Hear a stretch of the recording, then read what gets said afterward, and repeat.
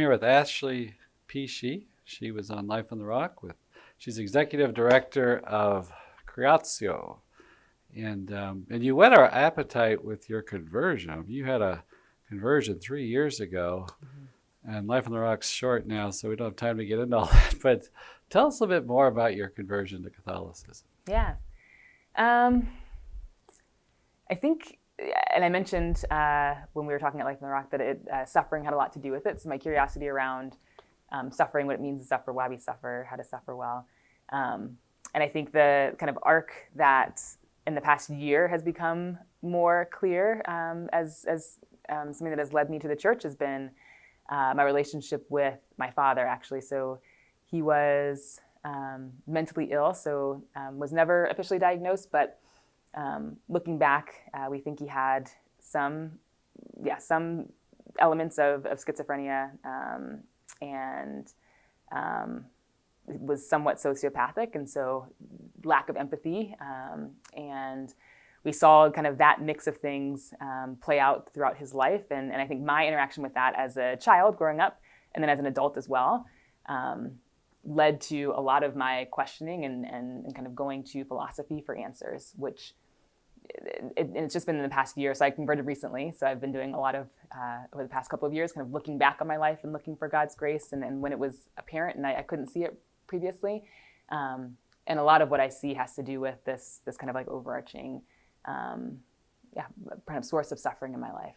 So. And you did graduate work at Georgetown. That's right. Did you take some Catholic theology classes or no? And it's interesting.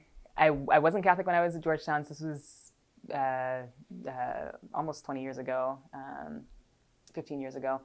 But the one thing I do remember taking away from that was that there was a debate at the time when I was there around the university that was attached to the college providing birth control and maybe support for abortion. And I had no opinions on it necessarily. I remember thinking that it wasn't that attractive that they weren't standing for something. That was like my first thought.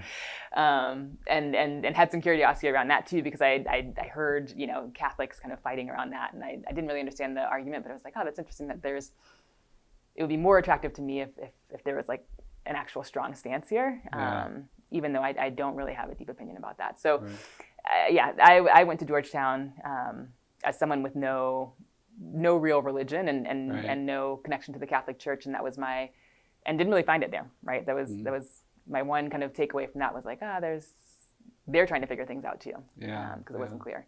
Yeah, and you really, it seemed like your story and work you've done, very energetic, self-motivated seeker, right? Yeah. And you grew up not far from Washington D.C. Right. And how did you get that? I mean, that's a So I mentioned I've always I think mission driven is the one thing I can say I've been consistently. So education was a very important kind of value essentially in my family. My father grew up outside of Camden, New Jersey, in a very poor family. And he met my mother at Northwestern University. And so he was, kind of an exception to the community that he grew up in. And both he and my mother instilled the value of education in my brother and I. And so that was something I was always interested in. And I could see that, I had cousins in that stayed in the area where my father grew up, and even cousins, and family members that did not have the opportunities that my brother and I had. And this is when I was younger and thinking, this is like education is kind of a key to unlocking a life of choice, at least in this country. And so it was very mission driven around that. And so when I graduated from college, worked at Georgetown actually as an education researcher, and then wanted to be closer to the action. Was in DC during the time of ed reform, and then jumped into working with one of the lowest performing schools in DC to see if I could help figure that out, and then started my career from there. Yeah, and I guess it's striking. You're not going for the money, right? You're working with school systems, and now you're working, quote unquote, with the church. Spiritual projects. Right. And But the other theme of suffering you said was with your children, right? That's right. Yeah. Yes. So, and this all kind of happened at the same time. So I mentioned my father before. So he was very sick. As I was growing up, I was very close to him. So I lived with him solely for a time when I was in high school, and was when I was in middle school was the first time that he told me that he relied on me for his own mental health. So I was the one who was responsible for making sure he was in a good spot mentally. And in middle school was the first time he told me that he, was at risk of taking his own life, committing suicide, and I could help him with that. So that was kind of the burden I carried with that. And then after college, my father and I, he essentially left, so we weren't in communication anymore. And about 5 or 6 years later, had my children, and so got married, had our children, and they were born very early. So they were born at 26 weeks. My daughter was 1 pound 14 ounces when she was born. My son was 2 pounds 1 ounce when he was born, and they were twins, so we had them both at the same time. And so that's kind of like at the limit, isn't it? That is, yes. So at 24 weeks is the very limit. They won't, hospitals won't, and insurance won't cover any treatment before that. So they were right at the edge, and even small for 26 weeks. And so that was a long journey through the NICU, so the neonatal intensive care unit, for a couple of months. And then even when they came home, it was very tough. So we had seen them when they were in the NICU, stop breathing, heartbeat, stop on multiple occasions. We were told that, outcomes were not good and we should be preparing ourselves for that. And all the way up and through probably 2 years, it was survival mode essentially for us, to try to make sure that they had what they needed, and they were growing. And for me as a mother, not to carry any guilt over that, right? Even though rationally speaking and thinking about it, it was, there was no guilt to be had, but still felt that as their sole protector, or their primary protector, and caregiver. So working through that was difficult. And I reached out to my father during that time actually, and couldn't rekindle that relationship either. And so those things kind of collided. And then it was probably a couple of years after that, about 5 or 6 years after that, my father actually did commit suicide. And that happened 2 months after I was baptized, actually. So it all kind of coincided with my conversion, as I was working through my relationship with my father and managing, caring for our kids and going through that process. Was looking for answers, and I'm just super grateful that I had nudges along the way to look to the Catholic Church for those answers. The first one being when I forgave my father. So I wrote him a letter to forgive him, and sent it. Never heard a response, and wasn't expecting anything, but I felt different afterwards. So felt a sense of peace that I'd never felt before, and so I started thinking maybe there is something to, to this. And so started looking from there, and then So you said you felt peace after I forgave my father, yes. And you were motivated to do that because of? I don't know. So that's the biggest instance where I look back and see God's grace. I just remember, didn't feel any different than I did the day before.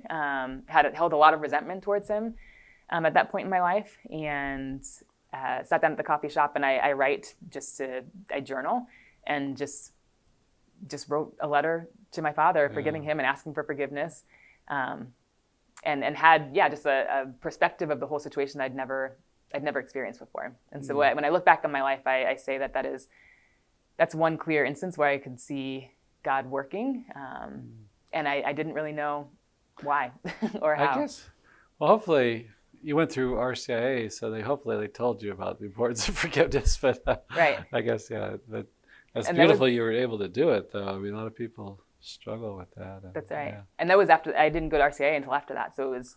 Oh, I thought it was after you were baptized.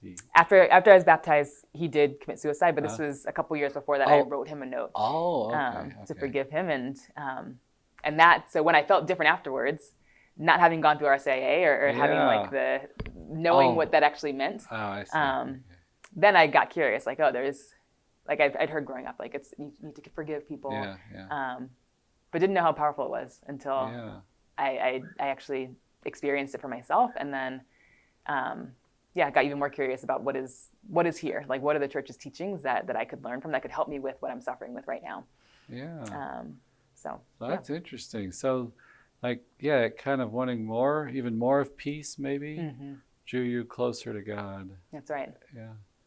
And then I was wondering too, like with your sick children, was part of it too, just I want to find God so He can help me and help my kids. You know, I imagine you're praying and stuff, and was that part of it? Like wanting a deeper relationship to help your kids, even, or trying to get some power to help your kids. It was. Yeah. But I would say I wasn't even there yet. I was struggling myself. Like, I knew that if I wasn't healthy, I wasn't going to be able to help my kids. Right. And I was struggling so much that I was starting to feel, just the weight of everything come down on me. And I was scared for my own survival. Right. And so was seeking more out of desperation in that sense. But then once I had steps that I had mentioned, forgive my father, gave me some peace.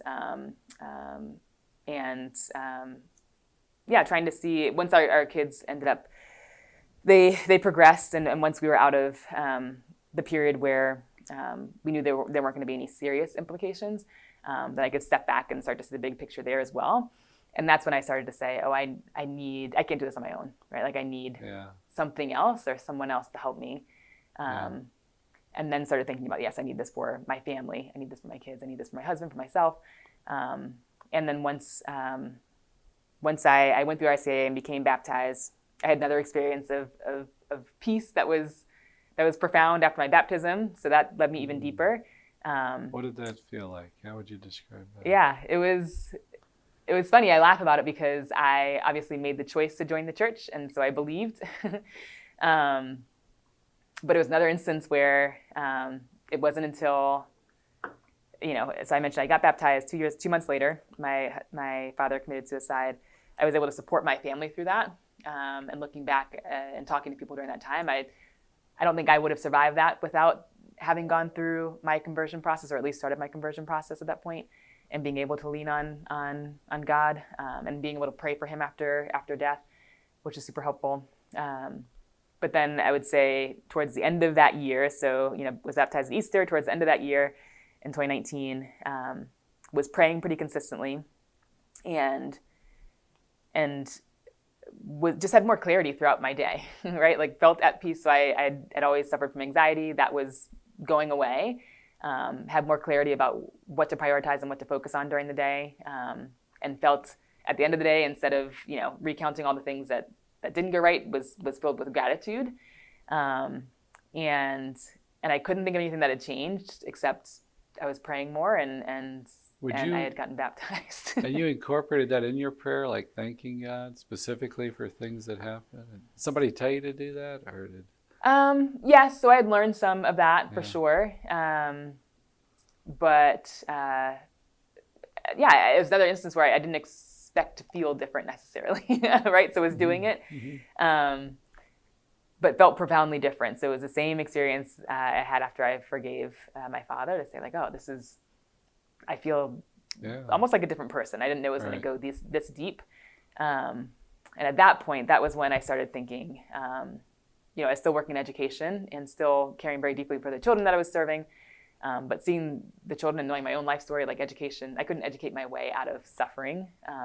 And it was finding, truth and finding Jesus that helped me through that situation. So I wanted to share that more so than educational opportunities. So I was looking for ways to work with the church after that. And then how did you bring in the whole nature thing?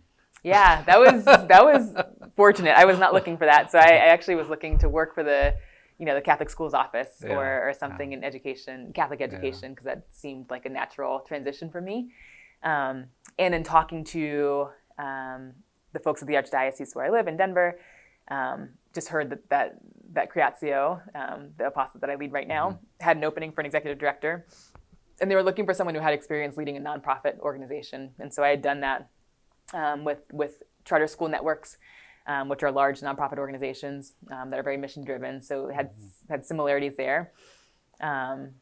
Was fortunate enough to be offered the position. And, my husband and I moved to Colorado because we felt peace in the mountains. Like as when we were closer to nature, we felt that peace as well. And I've always been very active and into the outdoors. So it's been a beautiful marriage of things that I love. Like just personally, or like scouting or something, or was it?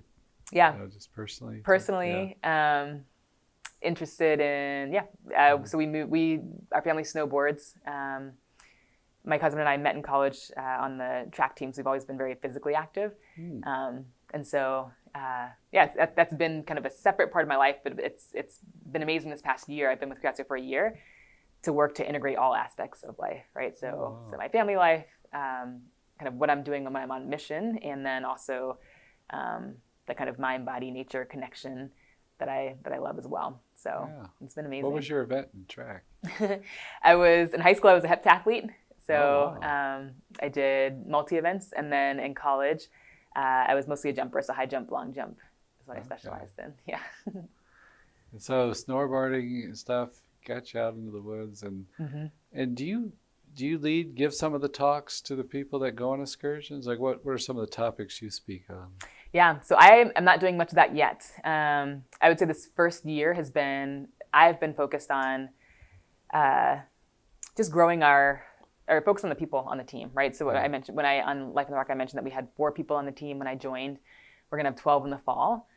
So I've spent most of my time focused on building up our missionary guide program. Our missionaries are young people who serve as Catholic missionaries for 2 years, and they're between 22 and 30 right now, and they are the primary people who are out on our trips. We train them to be outdoor guides, so they get professional training, wilderness first response training, and outdoor guide certifications, and then they also go through formation to be able to lead these talks. And so I've been focused on strengthening that program such that we can have our missionaries be the face of Creatio.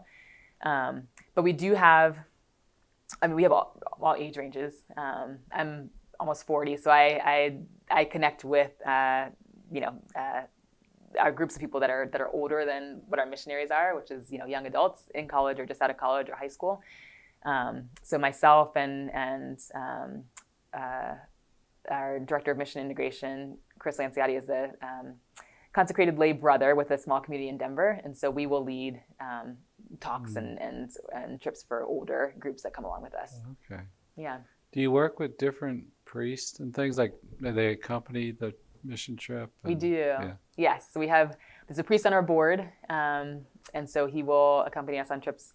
And then Denver actually has a very active community of active priests, like physically active priests. Yeah. So a lot of priests that like to ski and climb and do backcountry, trips. And so we're plugged into them as well. Okay. Denver's community is a blessing in and of itself. So there are a lot of connections we have there with younger priests who are interested in this, the power of nature to evangelize when we get young people out there. Your board member priest, what's his name? Sean Conroy. So he's new. He just finished his first year of being a priest. He just graduated from the seminary. But we have priests that we've worked with for a while now who are still in Denver and still active. Yeah. I got the priest in Boulder there at the campus. Father Peter. Father Peter. Yes. Yeah. Yeah. Do you ever work with him? Or? Yeah. We used to. We weren't based out of Boulder ever, but we spent a lot of time on Boulder's campus. Yeah. And we had kind of a home base with Father Peter and his Catholic student life center. Yeah. Because that was a great way to reach out to Catholics and non-Catholic students. And there's a lot of excitement around doing anything in the backcountry in Boulder, and so we would get groups of students together and just go out and get them to go on mission trips, and we'd hear great reflections there too. So we did work with Father Peter. Yeah, and the missionaries, are they volunteer, or they? Yeah. They are. So we actually we have a similar model to Focus, where their missionaries are fully support raised. So they raise their entire salary, and they do that within 2 months. So they have to hit minimum wage, which is around $30,000, and that's what they focus on the first 2 months that they're with us. Wow.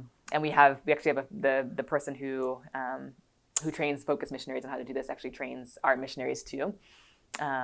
And so they're fully volunteer young people who give their lives for 2 years to this mission, which is amazing. Yeah. And do they mostly like go to churches, like speak at the end of Mass kind of thing?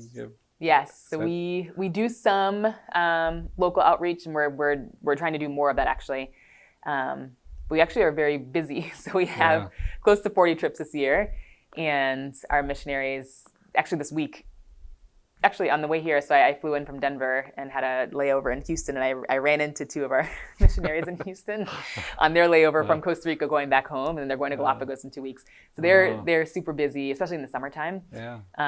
So I would say it goes in season. So in the summer, we're very focused on leading trips, like planning, leading, following up with people who are on our trips to try to build that community. And then in the wintertime, when we're a little less busy, is when we'll be, giving talks at churches or breweries, giving a climbing clinic in the afternoon and inviting people just to hang out. And the fundraising the asking would be like at a church or so they individually, they do most of their fundraising at home. So they use their networks. And so for the first 2 months, they are where they choose, but they mostly choose to be at home. And they'll talk in their own local parish. They'll reach out to people. We have some folks that we connect them with. But they do a lot of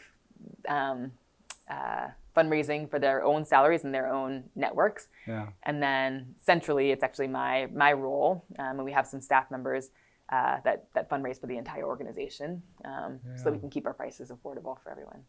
Right. Yeah, that's part of your background though, right? Working with charter schools. That's right. Your education and stuff. So yeah.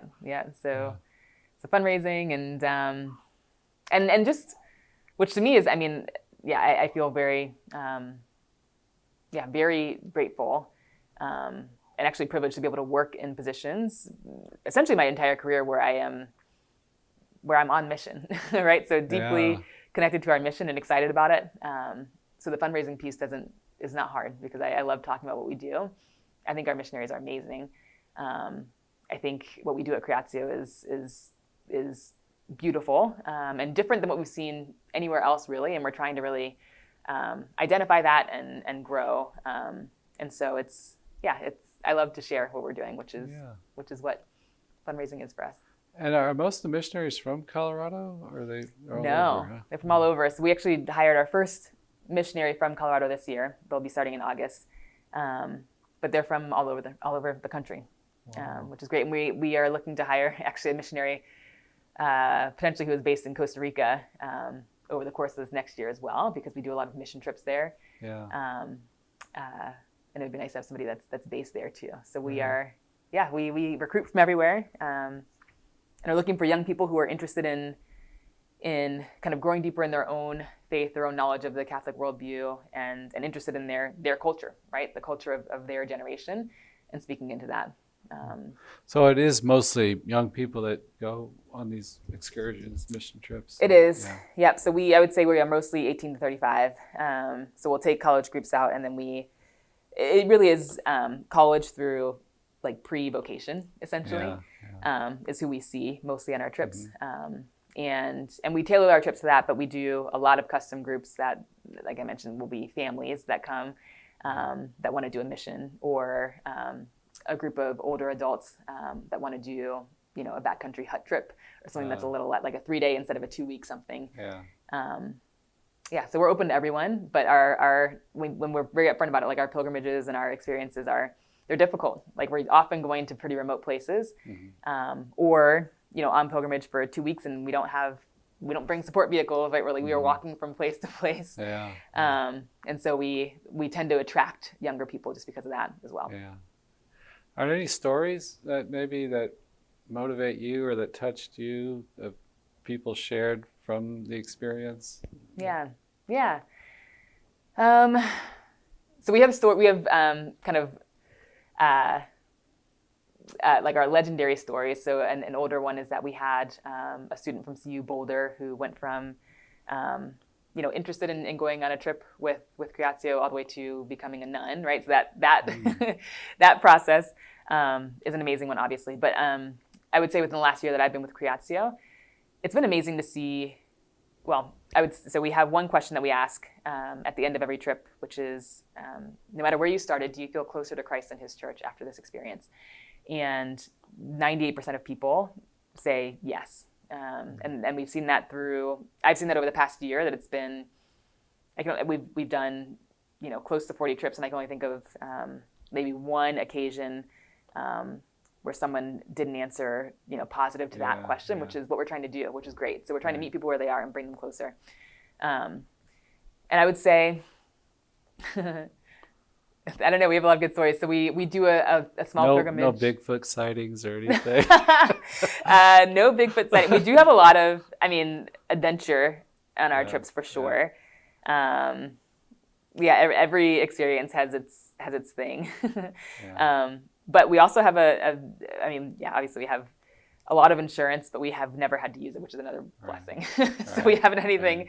We go through a lot of training to make sure that we're safe during our trips.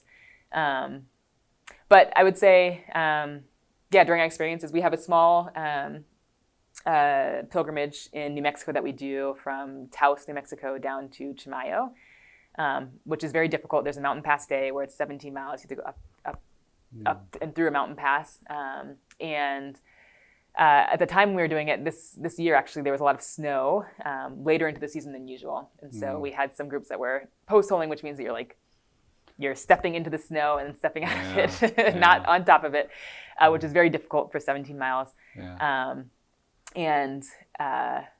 the end of it, our guides were almost apologetic, like, oh, we're so sorry. Like, we didn't, that was almost too much suffering.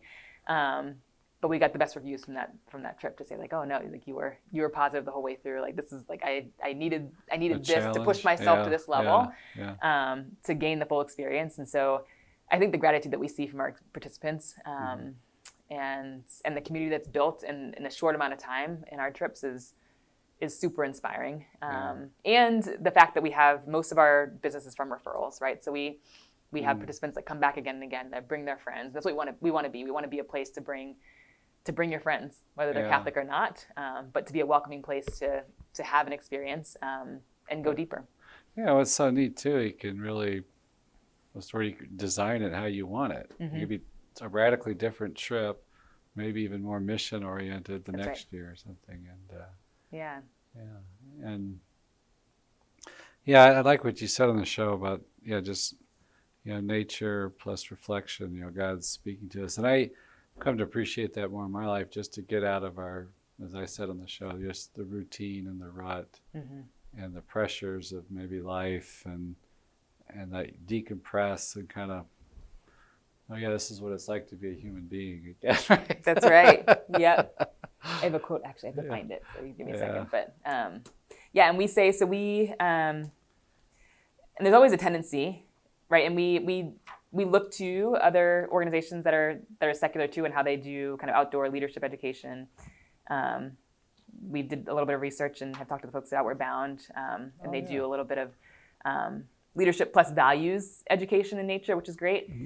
So we have and we have talks that we give, that we practice, and we talk a lot about kind of the way of beauty in terms of evangelization, right? Like how to facilitate authentic encounter with beauty, and how to recognize that in people and kind of walk alongside them in that.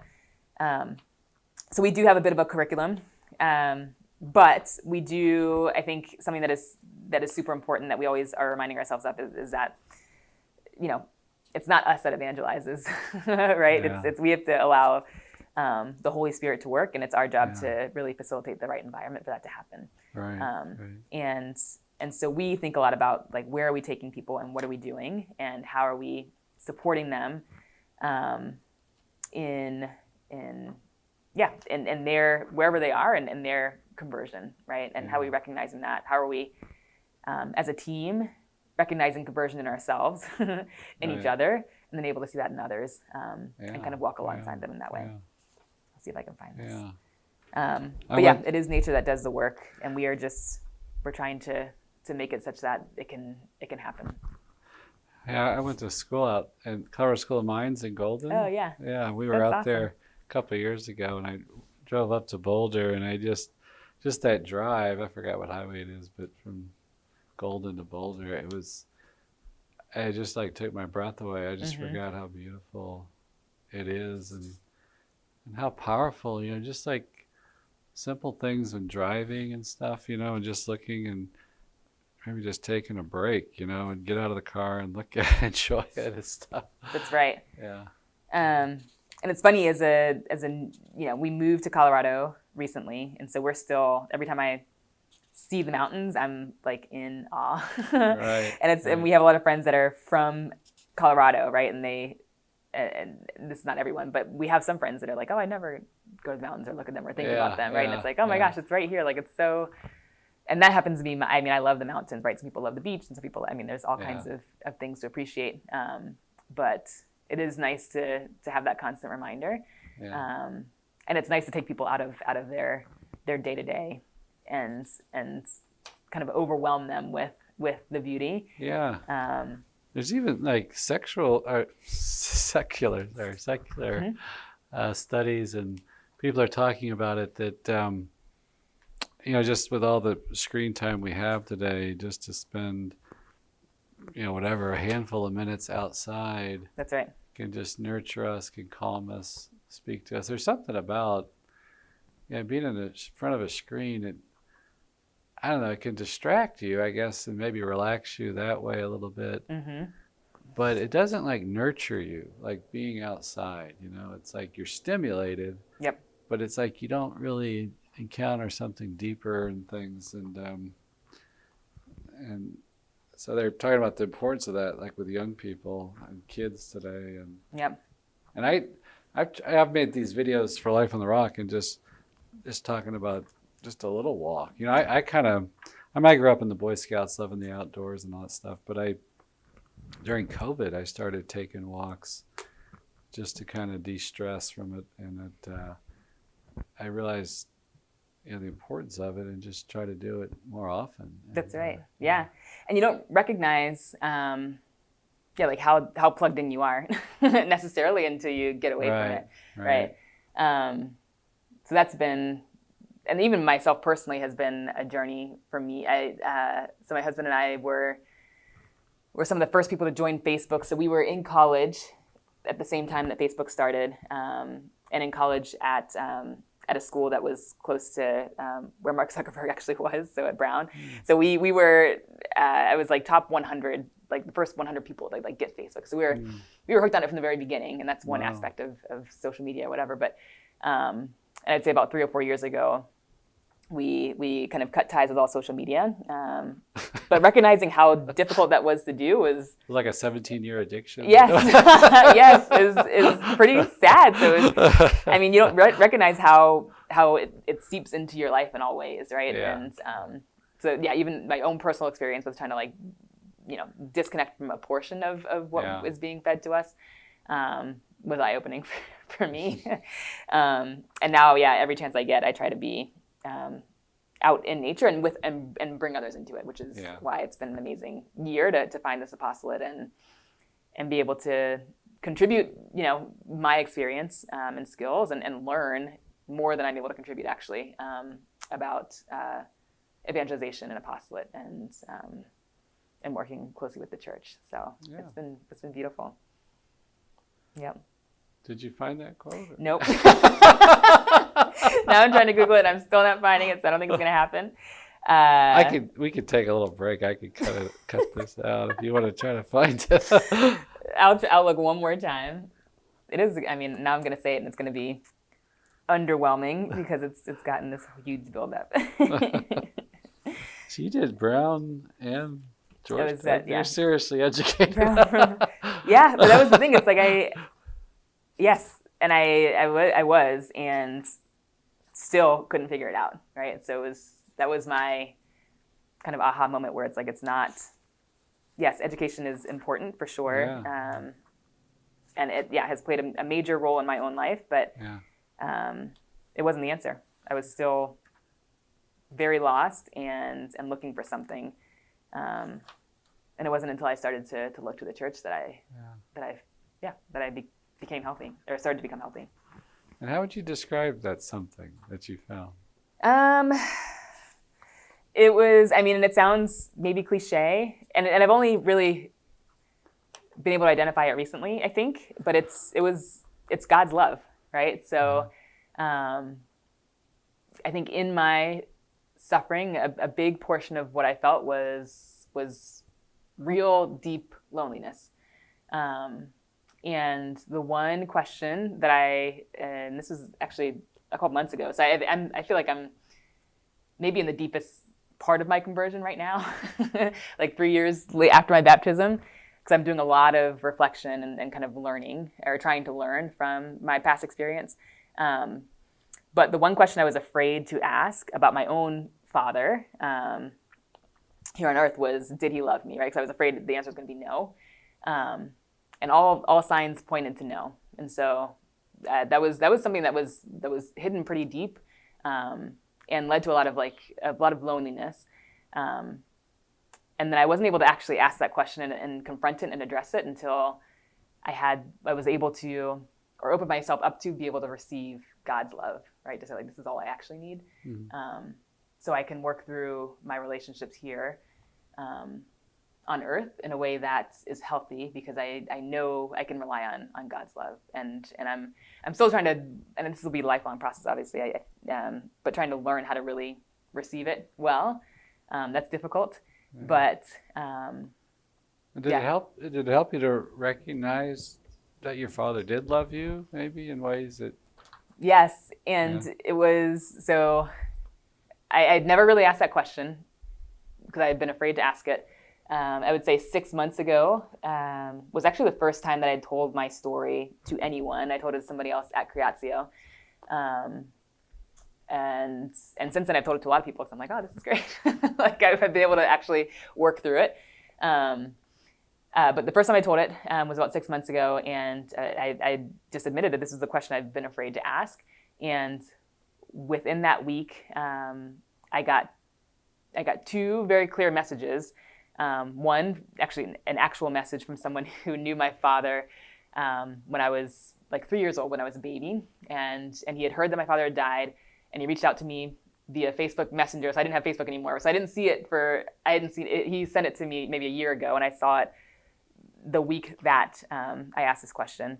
There's an irony there, isn't there? Right, I know, he had sent it way before, and I couldn't see it. Right, I literally couldn't see it. So I saw it the week that I asked the question, and he sent this beautiful message that was like, yeah, the one thing I remember about your father is that he would always talk about you, right? And he recounted this story that I had heard before. I don't remember it because I was so young. But he said, and you put, peanut butter in the VCR machine or something. It was some like silly story. And he was like, you were like he was so proud of you. Like, so I got that message from that person.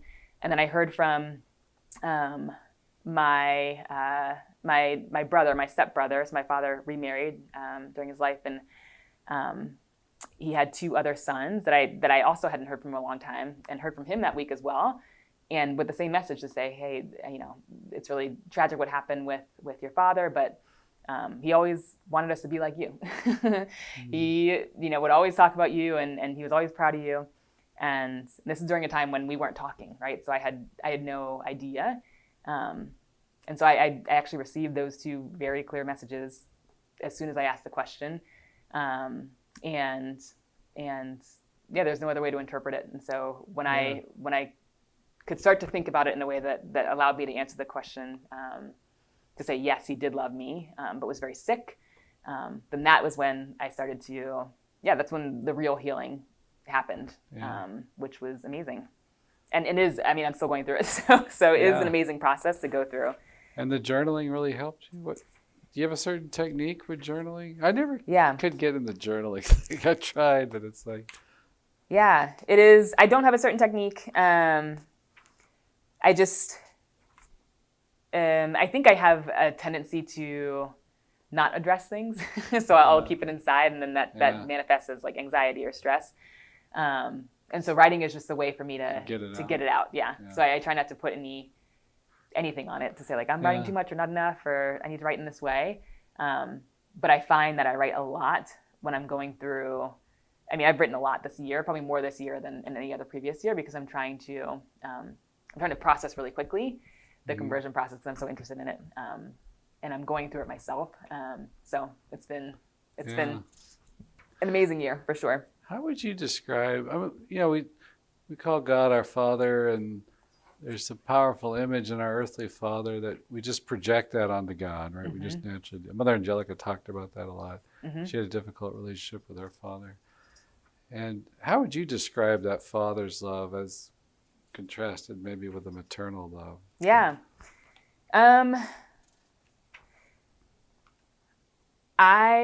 So it's interesting. I mean, my father was very sick, but I did experience that love from him, right? Which is why it was so difficult for me, in the last probably 15 years of his life when we didn't have a good relationship, because we were very close as I was growing up, and there was no other, and I'm very grateful to him, to my father, for building that foundation, because I know it's so important, especially for like a father and a daughter. And so I did experience how important that father's love was, and how unconditional it was when it was healthy, right? But then could also see how we're all human, right? And we all struggle with different things, and he particularly struggled with really expressing love and empathy. So that was difficult. That was a difficult combination, but I know that he loved me, and I know how important that was in my own, formation in childhood, to get me to the point where I can, I'm healthy enough to be able to receive God's love and be focused on sharing that with others. I think I can see that comparison for sure. And then when I think of God's love, it is overwhelming, because it can't be taken away, right? Where I feel like that was my experience with my actual father. I feel secure that God's love cannot be taken away, right? And so I'm very motivated to show my own gratitude for that, and change my life such that it reflects that fact. Yeah. Right. Yeah. No, I don't think I'm going to find it. That's all right, though. Maybe can you summarize the quote for us? Yes, it is a quote from. It's a quote from Wisdom, Book of Wisdom, and it's just about nature and creation, evangelizing. I think it's 13:1 actually. I should, now that it actually comes to mind. But that is a scripture passage that we're recentering around at Creatio, where it's we just need to do the work such that we can facilitate the environment so that so God can do His work, and for us that means that we are curious about our own conversion process. We're curious about that in other people, and are aware of creation's power to push us further in that space. I think we have it here. And Is that right? We could close the interview with you reading, if that's the right quote. Yeah, let me see. I think it might be. Let's see. Oh, no. It's okay. It's all right. I know there's some quotes like we can know God through His works and things. Is it 13? Yeah. Is that 13:1? Was that it? 13:1. Oh, man. Maybe it's 1:13. That's okay. Well, I'll read. So this is 13:4. Okay. And if men were amazed at their power in working, like the things of creation, let them perceive from them how much more powerful is He who formed them. That's right. That's great. For from the greatness and beauty of created things comes a corresponding perception of their Creator. That is actually it. That's exactly right. Yeah. That's Creatio. Yeah. That's the goal. That's the mission. That is our mission. Well, thank you, Ashley, for sharing with us. And you're a great sport, I got to say. So. No, I appreciate it. I'm humbled for the invite, and super grateful we could have this discussion this afternoon. So thank you for having me.